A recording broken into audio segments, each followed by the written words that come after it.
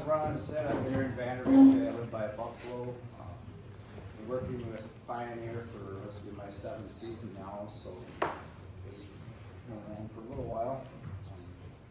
So last year, before we kind of get into the seed treatment, I did a trial with 2 different hybrids for the same variety, but one was a triple stack and one was a double stack. So it had 6 years of corn on corn, so we kind of thought there might be some rootworm issues. Well, it showed up pretty good because about 24.5 bushels difference between the two, mainly because you could see it going down the field. A lot of it was laying down wherever the rootworm had kind of taken effect, so it was actually a lot worse than that even in some spots, but the average was, that was. This is kind of the same chart that Eric had on earlier, just showing no matter what the soil temp is, you have pathogens and disease pressure. So here's just a few examples of some symptoms that would be out in the field. Mainly like we were talking, the Phytophthora and Pythium, that leads to stem rot and root rot. So that's mainly our focus in this area, and that's like a lot of the seed treatments kind of focus on those 2 diseases. So for 2025, we added LumiGen, which is basically another product to go against Pythium and Phytophthora. It's being added to it. It didn't replace anything, so we're just adding the mode of actions to it. And we also switched from Gaucho to Phalanx. Phalanx has a little more activity on wireworms than what Gaucho has, but otherwise pretty comparable product. So here's this is basically, so the LumiGen seed treatment has several different components that are go into the mix. So 2030, that's the colorant, but it's also a biological. LumiTrio, we used to have Lumicina as the name that we were using, but Lumicina is in LumiTrio. They added a few other products, and then Seedring is the metalaxyl portion of it. And then LumiGen we've added this year to the mix for the fungicide. So basically here it just shows the different products that make up the chemistry for the seed treatment, mainly focusing on Phytophthora and Pythium, and then like the 2030 has the effect on the Rhizoctonia and Fusarium.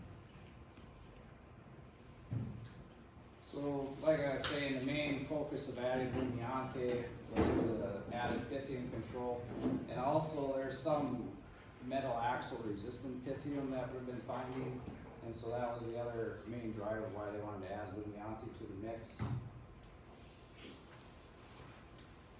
So this here's pretty much the same chart that Eric had up earlier, but mainly what I was wanting to show with this is the amount of mode of actions that we were offering with LumiGen versus other competitive products.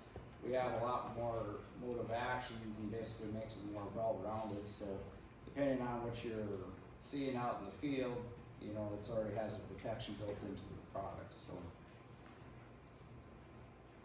So basically what this chart is showing, we're 2.8 bushels better than what we were offering before. So what we had before was the 2030, Lumicina and Evergo, and then adding a few more products to make it LumiTrio and Seedring and LumiGen.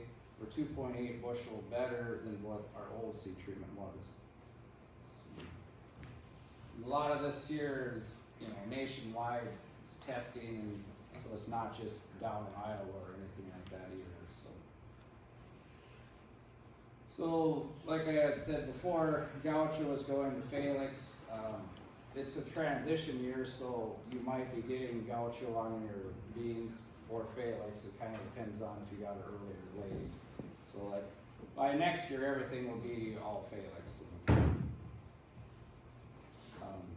So basically the idea was to replace Gaucho, and then it's got a little bit different formulation where Gaucho is a little more clay-based and this is a little more water-based, so kind of the application of it's a little bit easier, but it does have a little bit more activity on white grubs and wireworm.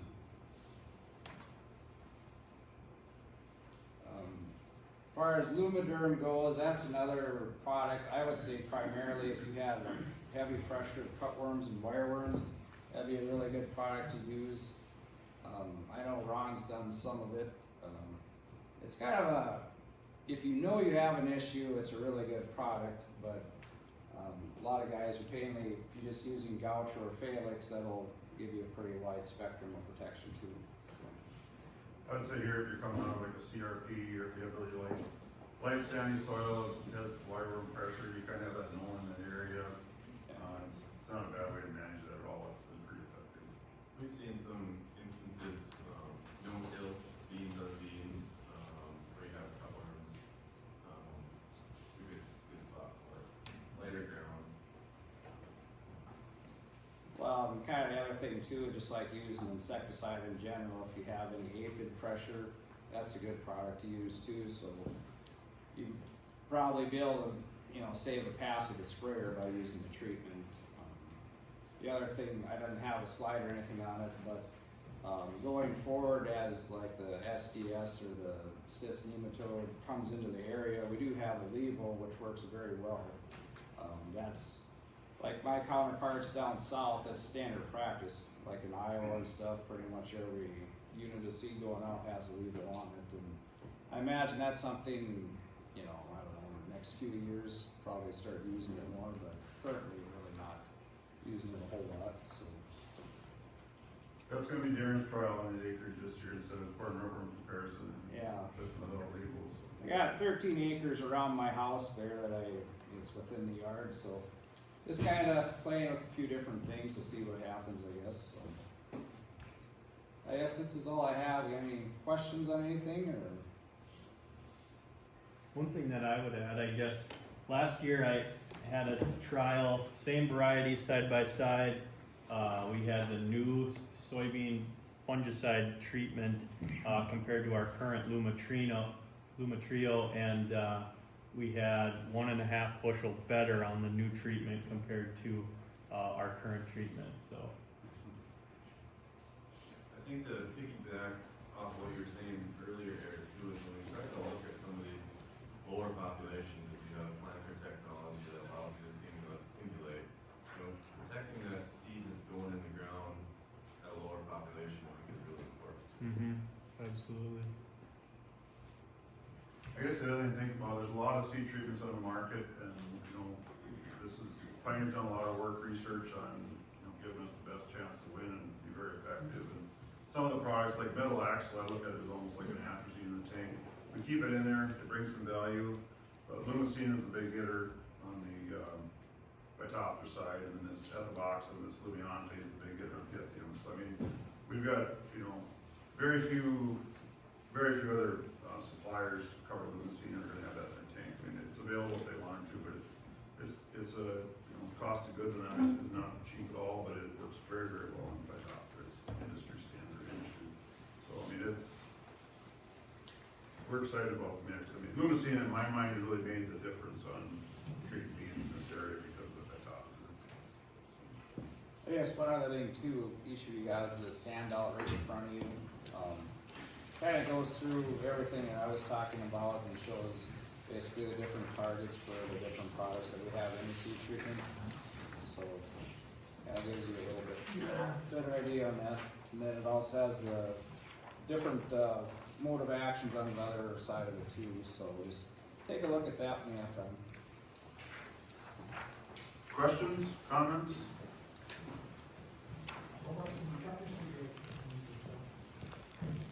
Not any more than you're at now, Paul.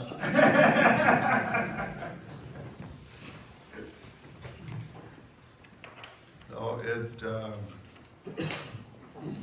been really effective on a lot of these issues where we had standing water, wet ground areas, that sort of thing.